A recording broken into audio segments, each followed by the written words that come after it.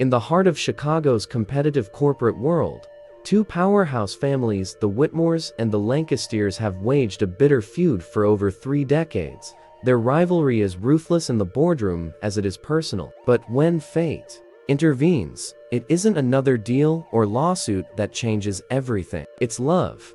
Eleanor Whitmore, the intelligent and driven daughter of real estate mogul Charles Whitmore, has built her own empire in interior design, determined to step out of her father's shadow. Grayson Lancaster, the charming and fiercely loyal son of steel tycoon Martin Lancaster, has tried to live outside the bounds of his father's vendetta, but blood runs deep, and so does resentment. A chance encounter, a spark that can't be ignored. When Eleanor and Grayson discover each other's identities, they know falling in love is dangerous, but their connection is undeniable. An unstoppable. As secrets unravel, loyalties are tested, and a devastating betrayal threatens to destroy everything. Eleanor and Grayson must decide: will they sacrifice their love for family legacy or risk everything to finally break the chains of hatred? Get ready for a slow burn romance filled with passion, legacy, betrayal, and redemption. This is not just a love story, it's a war between the past and the future. This is a story you will want to sit back and enjoy. Before we start, I would like you to subscribe, like and comment on this video from where you are watching from. Your support helps us bring more powerful stories. Let us begin.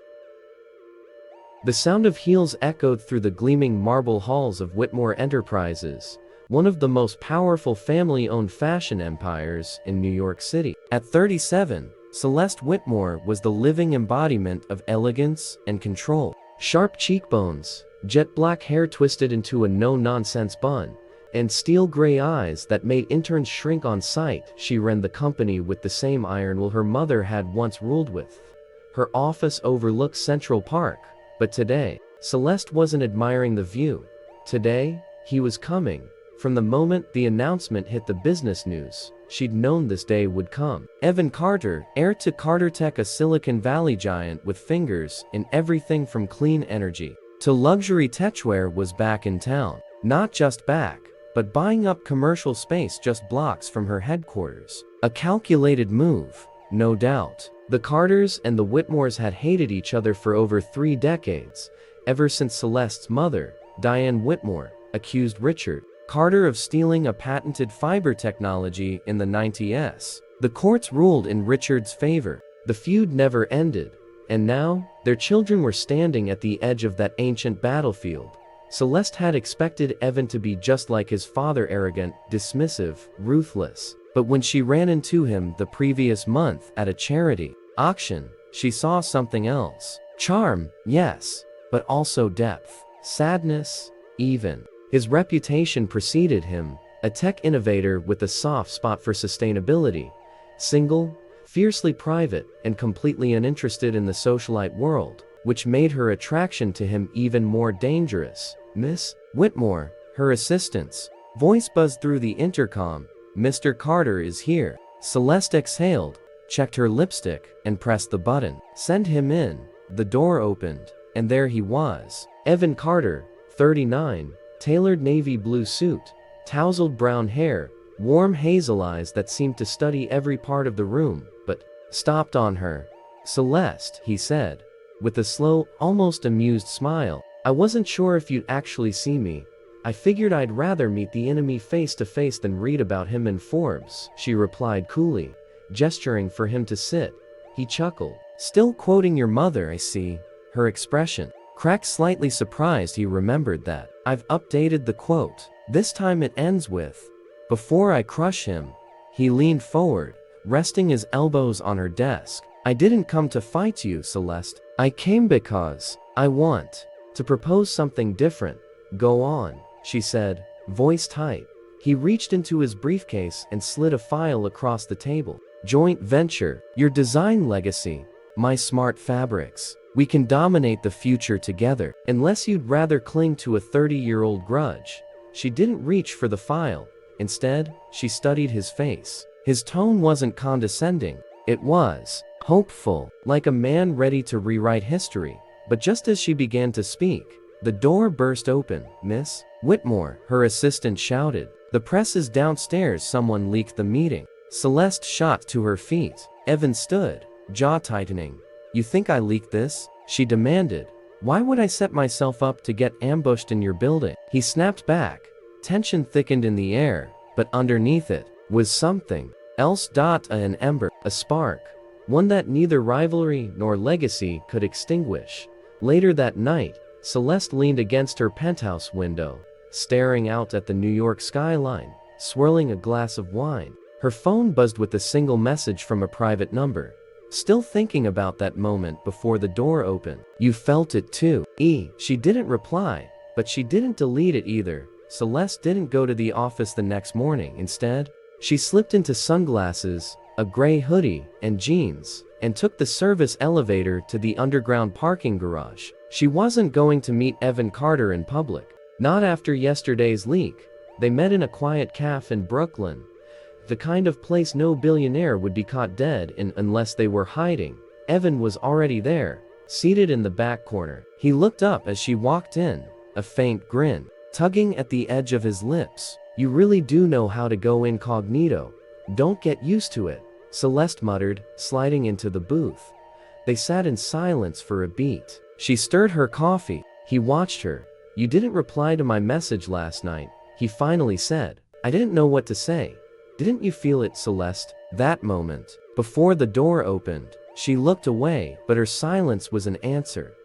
He leaned forward, voice low. "I know our parents would throw a fit if they saw us like this, but we're not them. I'm tired of pretending I don't want something different." Celeste's fingers tightened around her coffee cup. "We can't just rewrite decades of hate with one flirtation." "Me not," he said quietly. "But we can try." Her phone buzzed. A message from her head of legal.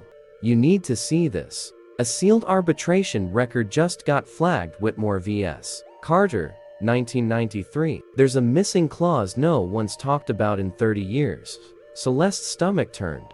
She glanced at Evan. "I need to ask you something. Do you know the full story behind our parents' fallout? Not just the headlines, what really happened?" Evan frowned. "I've heard versions. My father always insisted he was innocent, that the patent deal was clean. Mine says she was stabbed in the back." They stared at each other across the table, history cracking beneath their feet. "I think it's time we both found out the truth," Celeste said. Together, that night, they met in a private records room inside the Whitmore Foundation building, a place even Diane Whitmore rarely visited. Celeste pulled the file from a dusty cabinet. Her hands trembled as she opened it. Inside was a faded agreement, bearing both Diane and Richard's signatures. But the final page had a handwritten addendum, one neither of them had ever mentioned. Celeste read it aloud, voice barely above a whisper. "If either party fails to uphold the confidentiality clause regarding the shared prototype, the other shall assume full ownership of the resulting patent." Her eyes flew up. They weren't fighting over theft. They were fighting over betrayal, a partnership gone bad. Evan's face was pale. "You're telling me they were working together? They created the tech together, but when it succeeded, they turned on each other. My mother claimed ownership. Your father leaked it." They stared at the paper. "The origin of their war," Evan whispered. "So this whole time, they weren't enemies. They were once just like us," Celeste said softly. "Two people trying to build something together." Silence settled between them, thick with generations of consequences. Then the sound of footsteps echoed down the hallway outside. Evan tensed. "Did you tell anyone we'd be here?" "No," Celeste said, backing toward the shadows. The door creaked open, and there, silhouetted in the frame, stood Diane Whitmore's cold voice like frost. "I should have burned that file years ago." Diane Whitmore stood in the doorway, the decades of bitterness etched into every sharp line of her face. Celeste felt like a child again, caught in the act of opening something forbidden. Only this time, it wasn't toys or makeup. It was the truth. Evan straightened, refusing to be cowed. "You knew. You've always known." Diane's gaze shifted from the document on the table to Evan, her lips tightening. "Put that file down, Celeste." "No," Celeste said, voice shaking. "You lied to me. You let me believe that man stole from you." "He did. Diane snapped. He betrayed me. He leaked our tech. He let the world think I was some bitter, possessive woman trying to latch onto his success. You were partners, Evan interrupted. You built something together. You buried it in anger. Diane's face darkened. We were lovers. The room fell silent. What? Celeste whispered.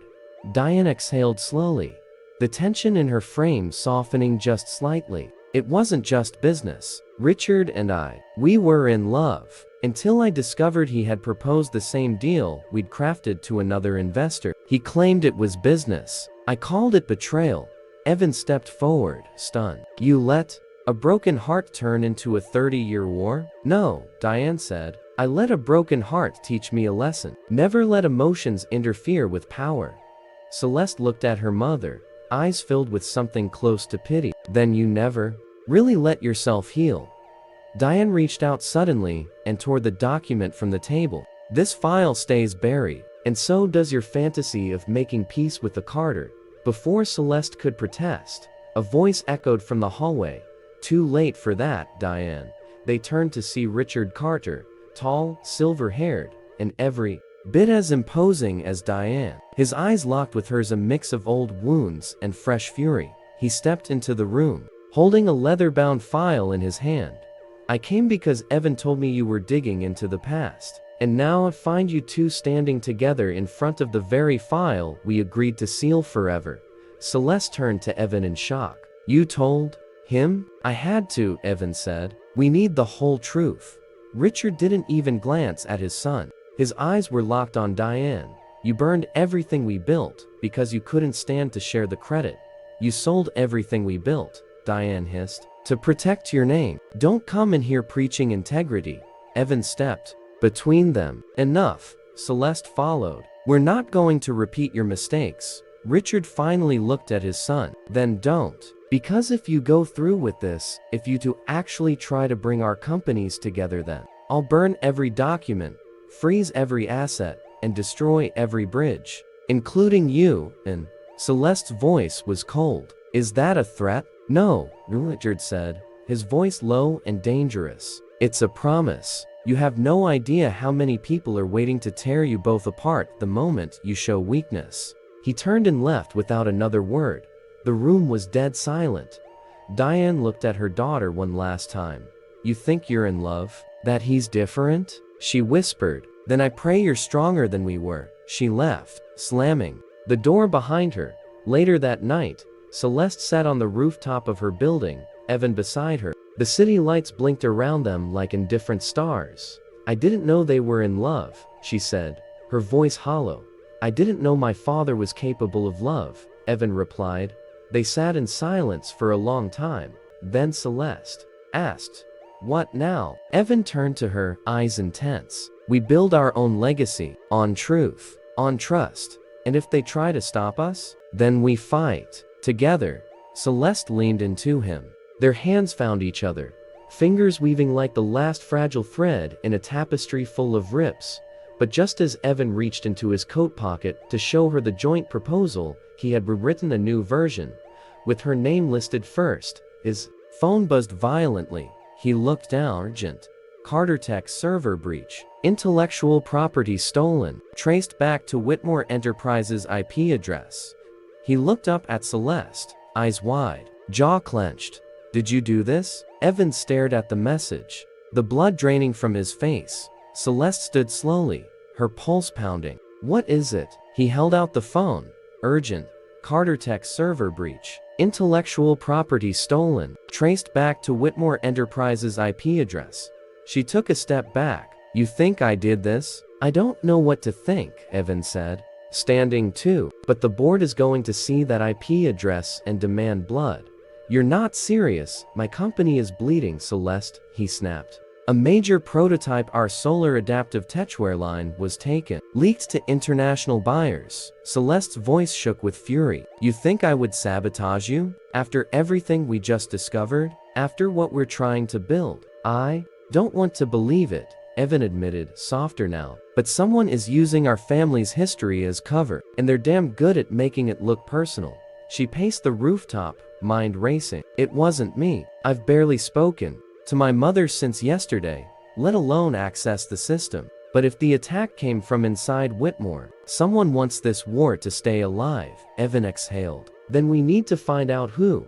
The next day, Celeste stormed into the executive floor of Whitmore Enterprises. Her assistant, Sophie, tried to intercept her. Miss Whitmore, your mother's in the boardroom. She called an emergency session. Celeste didn't stop walking. She threw open the double doors of the boardroom. Diane was already seated at the head of the table, flanked by advisors and longtime loyalists. Well, Diane said coolly, not even flinching. That didn't take long. What are you doing? Celeste demanded. Protecting what's mine, Diane replied. And yours, if you stop chasing fairy tales with that boy.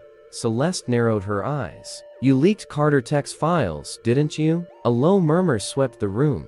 Diane didn't deny it. I simply exposed a threat. Carter Tech's designs mirrored the joint proposal you were foolish enough to draft. You gave him our proprietary concepts. Celeste shook her head in disbelief. You manipulated me. You made me believe you supported me taking control of the company, when all you wanted was leverage. Diane rose slowly. You were born a Whitmore. I raised you to win, not to fall in love with the Carter. Celeste stared her mother down, cold steel behind her voice. Then you've underestimated me. She turned and walked out without another word. Meanwhile, Evan returned to the Carter Tech headquarters in San Francisco for an emergency meeting. His CTO shoved a tablet into his hands. This is the access law. Look at the name tied to the Whitmore IP. Evan's brows furrowed. He read it twice. Sophie Green, executive assistant to Celeste Whitmore.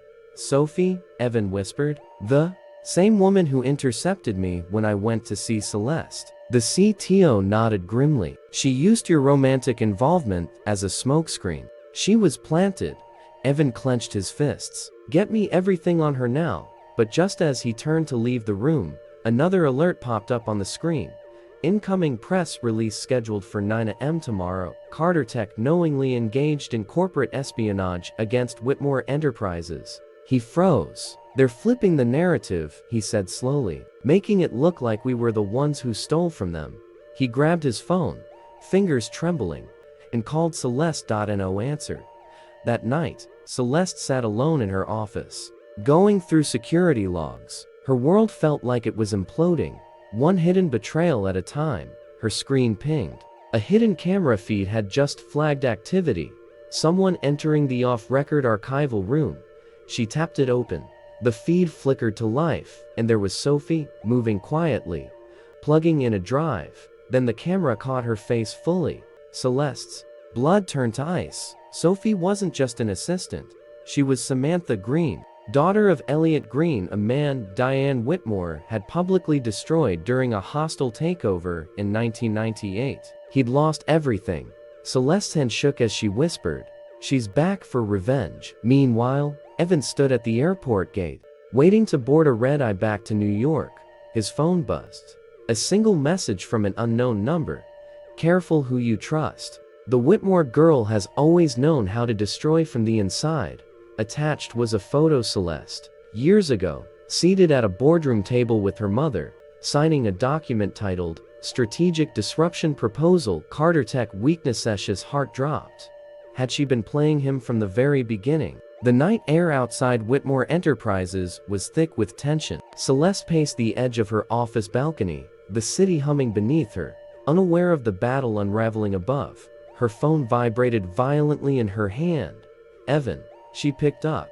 Before you say anything, she said quick, I know who did it. Sophie. Her real name is Samantha Green. Her father was ruined by my mother years ago. She's been inside this company for nearly a decade, biding her time. You really expect me to believe that? Evan's voice was tight, raw. I just received a photo of you and your mother signing a document, a strategy to bring down Carter Tech. Celeste's breath hitched. That photo is from 10 years ago. I was still being groomed by her, parroting whatever she put in front of me. I didn't even read half of what I signed back then. So you're saying you were just a pawn? I was her heir, Evan. She molded me into a weapon, but I changed. There was silence on the line. I don't know if I can believe that anymore. he finally said. Everything between us. Was it real, or just a step in the plan? The words landed like a gut punch. Celeste gripped the balcony railing, voice trembling. You know it was real. Evan didn't answer. Then the line went dead. The next morning, Evan stormed into Carter Tech's New York branch, his mind still spinning. He hadn't slept. The press release had been delayed, but not stopped. His CTO approached him, pale. We traced the secondary breach. Someone tried to erase all evidence of Sophie Green's involvement. Who? The man swallowed. Internal servers from Whitmore, but not just anyone's login. It was Diane Whitmore's executive access. Evan's jaw clenched. She's covering Sophie's tracks. She must have struck a deal with her. No, sir. He handed Evan a printed file. That's the thing. This email chain? It shows Sophie threatening Diane. Blackmail. Evan scanned the documents. His chest tightened. It had all been a setup. Celeste had been telling the truth. Meanwhile, Celeste stood outside an abandoned factory in Brooklyn, an address she traced from the last signal ping on Sophie's device. She wasn't alone. Her mother, Diane, was already there, dressed in black. Eyes tired. I suppose you followed the same trail, Diane said, not turning around. You knew who she was and still let her get close to me. I thought I could control her, Diane muttered. Turns out, she learned from the best. Footsteps echoed behind them. They both turned as Sophie Samantha Green emerged from the shadows, holding a small pistol and a flash drive between her fingers. No boardroom today? She mocked. No army of lawyers? You've made your point, Samantha, Celeste said, stepping forward. You hurt Evan. You framed us both. What do you want? I want your names erased, Samantha said, voice shaking. Like my father's was. I want Whitmore and Carter Tech to burn, starting with both of you. She raised the gun, but before she could pull the trigger, a voice rang out from behind. Drop it, Evan. He stood in the doorway, a security team at his back. Samantha spun around too late. One of the guards disarmed her, wrestled her to the ground. The flash drive clattered across the floor. She screamed as they cuffed her. You're no better than your parents. You're still them, just dressed prettier. But no one was listening anymore. Later that night, Celeste and Evan stood on the rooftop of Carter Tech's downtown building. The wind was cool, cleansing. I'm sorry I doubted you, Evan said quietly. I don't blame you, Celeste replied. We were standing on a house of lies. We just didn't know it. He handed her the flash drive. This contains proof of the sabotage, the blackmail, and the truth behind the 1993 agreement. What are you going to do with it? She asked. I think we should do it together, he said. At tomorrow's press conference.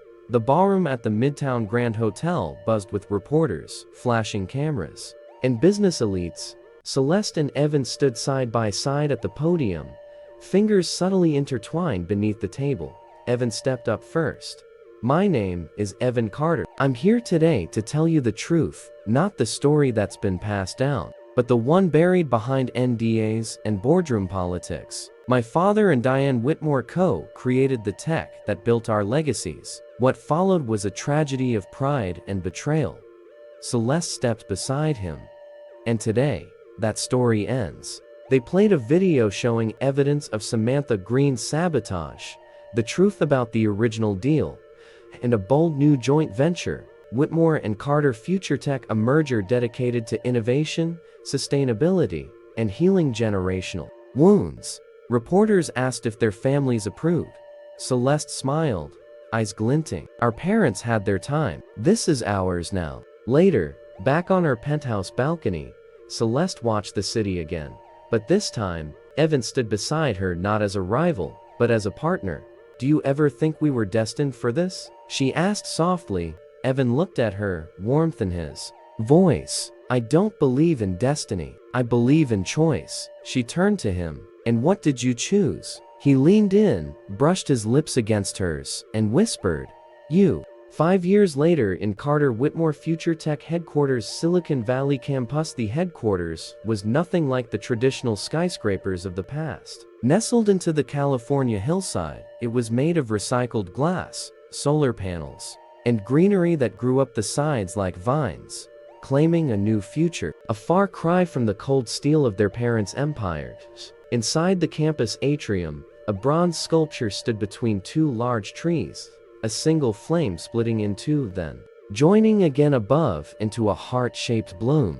Below it, a plaque read, "Where rivalry ended, innovation began." Celeste stood before the sculpture with her tablet in hand, watching employees gather for the unveiling of their next initiative, Project Haven, a free clean tech distribution program for underserved communities. She wore confidence like armor, but there was a softness to her now-earned peace. Her mother, Diane, had retired quietly to a vineyard in Oregon. She never apologized, but she also never interfered again. Evan approached from behind, rolling up his sleeves as he read the morning headlines on his phone. His father had retired too, taking a consultant title but rarely showing up. He was mellowing slowly. Time, and a grandchild, had a way of melting even the frostiest hearts. Press is already calling it the redemption era, Evan said, slipping his arm around Celeste's waist. She smiled. Let them talk. We're too busy changing the world. From the far side of the atrium, a tiny voice called out, "Mom, Dad." Their daughter Lena, 4 years old with Evan's eyes and Celeste's fearless energy, ran up to them in her tiny future tech hoodie, dragging a miniature tablet behind her. Celeste picked her up, planting a kiss on her cheek. "Are you hacking the servers again?" Evan teased.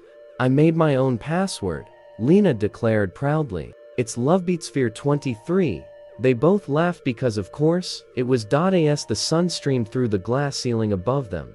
The past finally felt like a shadow fully behind them. Two families had once built walls. Evan and Celeste had turned those walls into bridges, and on those bridges, they built a future together.